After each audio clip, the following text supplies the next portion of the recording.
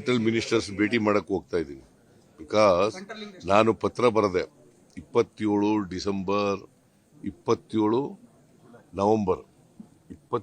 ನವೆಂಬರ್ನಲ್ಲಿ ಪತ್ರ ಬರೆದಿದ್ದೀನಿ. ನಾನು ಡೆಲ್ಲಿಗೆ ಬರಬೇಕು ಅಂತ, ಡೆಲ್ಲಿಗೆ ನಿಮ್ಮನ್ನು ಭೇಟಿ ಮಾಡಕ್ಕೆ ಬರ್ತಾ ಇದ್ದೀನಿ ಅಂತೇಳಿ ಅಮಿತ್ ಶಾ ಅವರಿಗೆ, ಪ್ರಧಾನಮಂತ್ರಿಗಳಿಗೆ ಪತ್ರ ಬರೆದಿದ್ದೀನಿ. ಇವತ್ತಿನವರಿಗೆ ಅಪಾಯಿಂಟ್ಮೆಂಟ್ ಕೊಟ್ಟಿಲ್ಲ. ಬರದ ಬಗ್ಗೆ ಚರ್ಚೆ ಮಾಡಬೇಕು ಅಂತೇಳಿ ಪತ್ರ ಬರೆದಿದ್ದೀನಿ. ಇವತ್ತಿನವರಿಗೆ ಚೀಫ್ ಮಿನಿಸ್ಟರ್ಗೆ ಈ ಪರಿಸ್ಥಿತಿ ಇದೆ ಅಂತ ಅನ್ನೋದು ನೀವು ಅರ್ಥ ಮಾಡ್ಕೋಬೇಕಲ್ವಾ. ಒಂದು ಕೇಂದ್ರ ಸರ್ಕಾರ, ನಮ್ಮದು ಫೆಡರಲ್ ಸಿಸ್ಟಮ್ ಅಲ್ವಾ.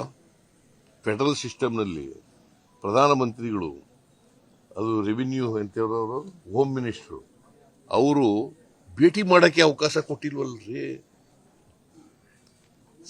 ನಮ್ಮ ಮಂತ್ರಿಗಳಿದಾರಲ್ಲ, ಕೃಷ್ಣ ಬೈರೇಗೌಡ, ಚಲುವರಾಯಸ್ವಾಮಿ, ಪ್ರಿಯಾಂಕರ್ಗೆ 3 ಜನ ಭೇಟಿ ಮಾಡಕ್ಕೆ ಕೇಳಿದ್ರು, ಕೊಡ್ಲಿಲ್ಲ. ನನಗೇ ಕೊಟ್ಟಿಲ್ಲ. ನೀವು ಇದನ್ನೆಲ್ಲ ಹೈಲೈಟ್ ಮಾಡಲ್ಲ, ಏನ್ ಮಾಡೋದು ನಾವು?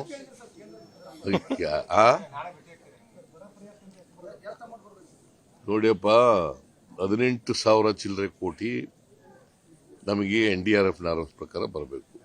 ಇನ್ಪುಟ್ ಸಬ್ಸಿಡಿ ನಷ್ಟ ಆಗಿರ್ತಕ್ಕಂಥದ್ದು 4,660 ಕೋಟಿ, ಗೊತ್ತಾಯ್ತಾ? ಸುಮಾರು 35,000 ಕೋಟಿ ಬೆಳೆ ನಷ್ಟ ಆಗಿದೆ ಒಟ್ಟು. ಆದರೆ ನಾರ್ಮ್ಸ್ ಪ್ರಕಾರ ಕೇಳಬೇಕು ನಾವು. ಮತ್ತೆ NDRF ದುಡ್ಡು ಅನ್ನೋದು ಇದೆಯಲ್ಲ, ಅದು ಕೇಂದ್ರ ಸರ್ಕಾರ ದುಡ್ಡಲ್ಲ, ನಮ್ಮ ದುಡ್ಡೇ. You must understand. ತೆರಿಗೆ ಎಲ್ಲಿಂದ ಕಲೆಕ್ಟ್ ಮಾಡೋದು? 4 ಲಕ್ಷ ಕೋಟಿ ತೆರಿಗೆ ವಸೂಲು ಮಾಡ್ತಾರೆ. ನಮಗೆ ಟ್ಯಾಕ್ಸ್ ನಲ್ಲಿ ಪಾಲ್ ಬರ್ತಕ್ಕಂಥದ್ದು 37,000 ಕೋಟಿ ಈ ವರ್ಷ.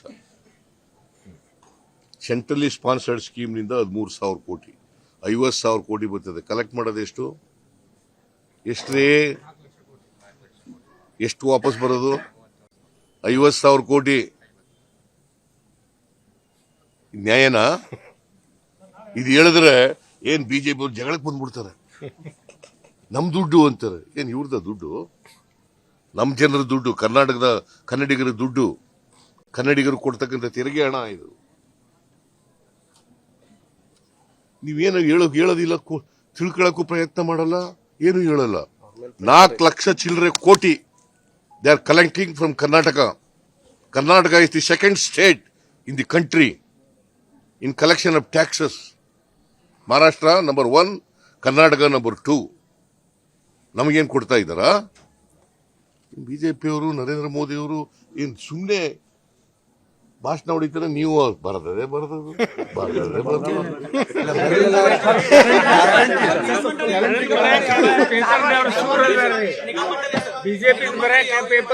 ಒಬ್ಬರು ಕೇಳಿದ್ರೆ ಉತ್ತರ ಹೇಳ್ತೀನಿ, ಎಲ್ಲ ಒಂದೇ ಸಾರಿ ಪ್ರಶ್ನೆ ಕೇಳಿದ್ರೆ ಉತ್ತರ ಹೇಳಲ್ಲ ನಾನು. ನಿಗಮ ಮಂಡಳಿ ತಕ್ಷಣ ಮಾಡ್ತೀವಿ. ಫಸ್ಟ್ ಫೇಸ್ ನಲ್ಲಿ MLA ಮಾಡ್ತೀವಿ, ಸೆಕೆಂಡ್ ಫೇಸ್ ನಲ್ಲಿ ಕಾರ್ಯಕರ್ತರಿಗೆ ಮಾಡ್ತೀವಿ. ಅನುಕ್ಷಣದ ಸುದ್ದಿಗಳಿಗಾಗಿ ವಿಸ್ತಾರ ನ್ಯೂಸ್ ಯೂಟ್ಯೂಬ್ ಚಾನೆಲ್ ಸಬ್ಸ್ಕ್ರೈಬ್ ಮಾಡಿ. ಹೊಸ ಸುದ್ದಿಗಳ ನೋಟಿಫಿಕೇಶನ್ಗಾಗಿ ಬೆಲ್ ಐಕಾನ್ ಕ್ಲಿಕ್ ಮಾಡಿ. ಲೇಟೆಸ್ಟ್ ಅಪ್ಡೇಟ್ಸ್ಗಾಗಿ www.vistaranews.com ವೆಬ್ಸೈಟ್ಗೆ ವಿಸಿಟ್ ಮಾಡಿ. ಅಂಗೈಯಲ್ಲೇ ಜಗತ್ತಿನ ಸುದ್ದಿ ತಿಳಿಯಲು ವಿಸ್ತಾರ ನ್ಯೂಸ್ ಕನ್ನಡ ಆಪ್ ಡೌನ್ಲೋಡ್ ಮಾಡಿ.